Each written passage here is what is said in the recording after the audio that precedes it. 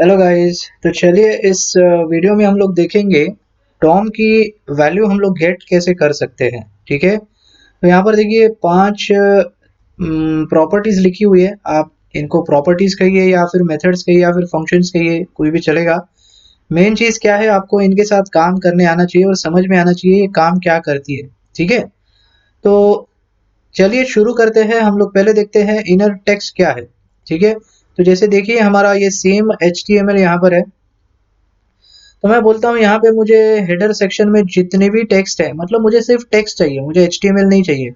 मेरे कहने का मतलब है इसके अंदर जो H1 है, पैराग्राफ का P टैग है, एंकर का A टैग है, ये नहीं चाहिए, मुझे सिर्फ टेक्स्ट चाहिए इसकी। तो इसके लिए मैं क्या करूँगा, सबसे पहले चीज़ तो मैं इसको गेट करूँगा, यानी पहले फाइंड करूँगा। इसके लिए मैं लिखता हूँ लेट हेडर मुझे पहले दे दीजिए डॉक्यूमेंट डॉट क्वेरी सिलेक्टर में मैं लिख रहा हूँ। मुझे क्या करिए, हेडर दे दीजिए और इसमें मुझे हेडर मिल जाएगा। ये तो सिंपली आपको पता है, यहाँ पर मैं हेडर लिख रहा हूँ। अब मैं यहाँ पर जाके रिफ्रेश करूँगा तो देखिए मुझे पूरा हेडर मिल जाएगा। अब मैं बोल रहा हूँ कि इसके अंदर जो टेक्स्ट है वो मुझे चाहिए। इसके लिए एक प्रॉपर्टी आती है, इसको आपको लिखना पड़ेगा यहाँ पर। इसके आगे डॉट इनर टेक्स्ट लिखना है, ठीक है, और टी कैपिटल लिखना है। अब जैसे आप लिखते हो मैं रिफ्रेश करता हूँ, यहाँ पर थोड़ा सा फोकस करें, देखिए यहाँ पर पूरा टेक्स्ट मिल रहा है आपको। देखिए किशोरी ट्यूटोरियल्स, ये पूरा पैराग्राफ और रीड मोर फर्स्ट, ये कंप्लीट टेक्स्ट दे रहा है आपको। ठीक है, इतना समझ में आ गया। अब मैं बोलता हूँ मुझे इनर HTML चाहिए, इनर टेक्स्ट के साथ HTML भी चाहिए, इसलिए मैं यहाँ पर क्या लिखूंगा, इनर HTML, और HTML कैप्स में लिखना है। अब मैं फिर से रिफ्रेश करता हूँ। अब यहाँ पर देखिए आपको पूरा HTML दे देगा, मतलब टेक्स्ट भी देगा और आपको HTML भी देगा। ठीक है, अब मान लो मुझे सेम आर्टिकल के साथ करना है, तो मैं यहाँ पर सिंपली लिखूंगा, आर्टिकल्स का मुझे आईडी पता है, इसके लिए मैं लिख रहा हूँ आर्टिकल्स हैश आर्टिकल्स। और इसमें फिर से हम लोग क्या करेंगे, टेक्स्ट लिखते हैं TEXT, और सेव करता हूँ, मैं रिफ्रेश करता हूँ। तो ये पूरा आपको देखिए आर्टिकल का पूरा टेक्स्ट निकाल के दे देगा। ठीक है, आर्टिकल सेक्शन में जो भी टेक्स्ट है वो आपको दे देगा।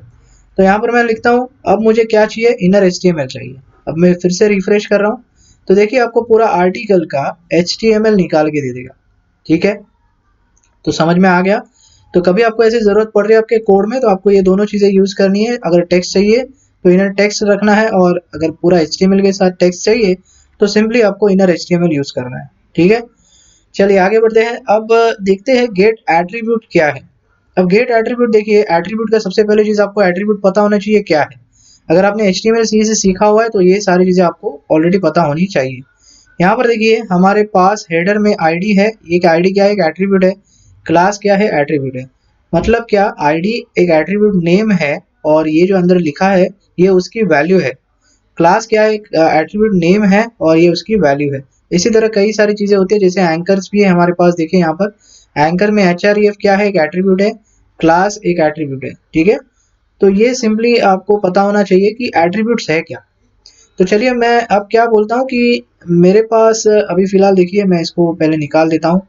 अभी फिलहाल मैं रख देता हूँ और फिर से हेडर आईडी, और मैं रिफ्रेश करता हूँ, देखिए हेडर। अब मैं बोलता हूँ कि मेरे इस हेडर एलिमेंट पे मुझे आईडी देखिए एक एट्रीब्यूट है, ये एट्रीब्यूट की मुझे वैल्यू चाहिए।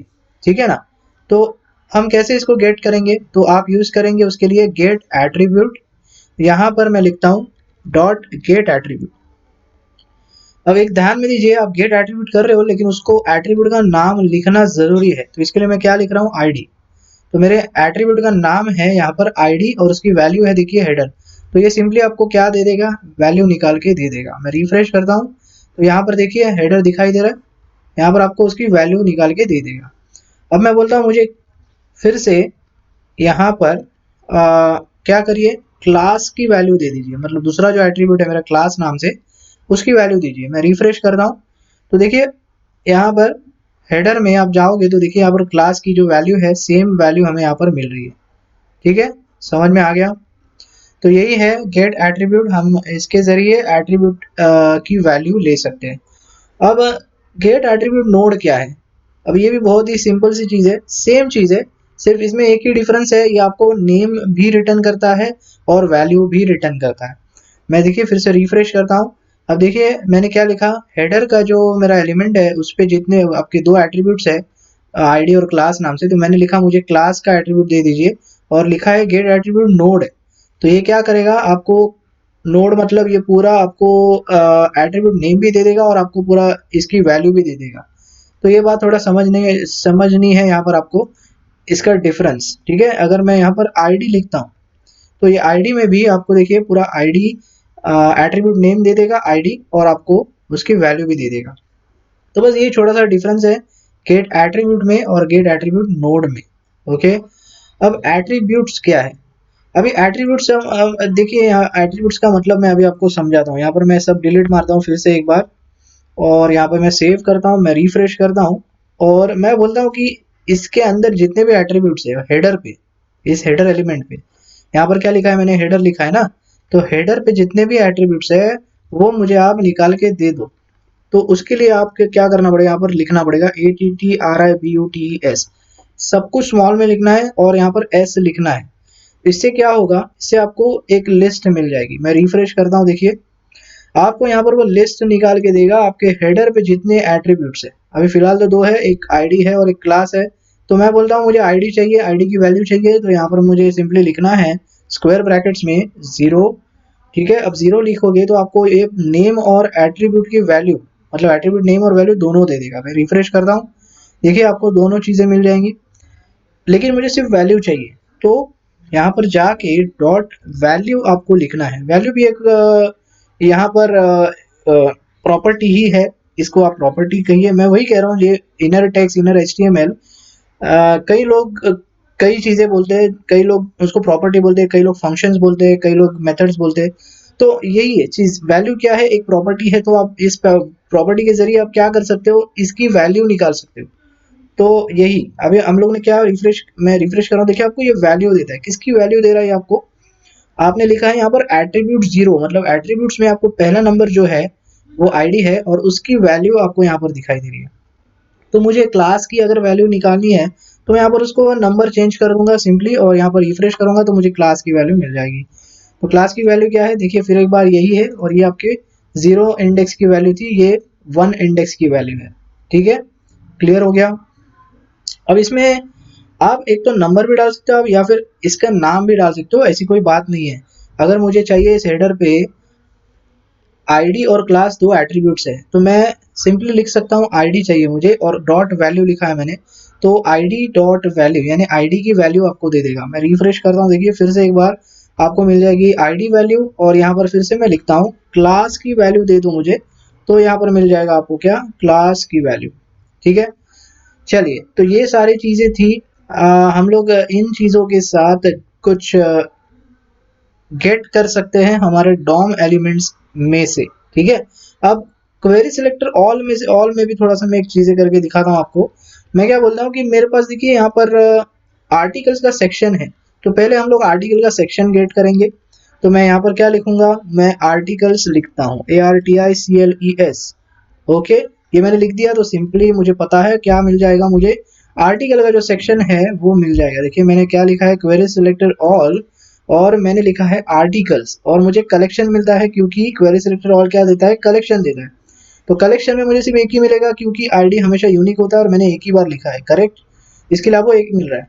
तो सबसे पहली चीज मुझे करना क्या है वो पहले डिसाइड करो। देखिए आर्टिकल्स के अंदर जितने भी एंकर्स है, 1 2 3 है, तो मुझे मान लो ये सेकंड वाला जो एंकर है, इसका मुझे इसके मुझे एट्रीब्यूट चेक करने हैं और उसके वैल्यूज मुझे चाहिए। ठीक है ना, तो मैं क्या करूंगा, सबसे पहले चीज तो मुझे एंकर सिलेक्ट करना पड़ेगा, मतलब एंकर लेना पड़ेगा।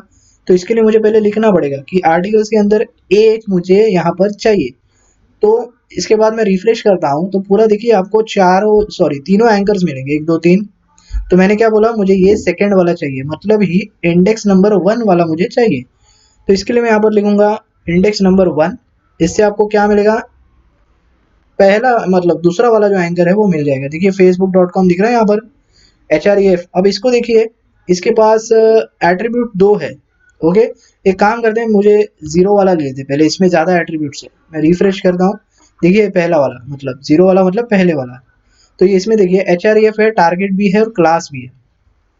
तो मैं क्या बोलता हूँ कि मुझे इसमें जितने भी एट्रीब्यूट्स है मुझे सारे एट्रीब्यूट्स दे दीजिए।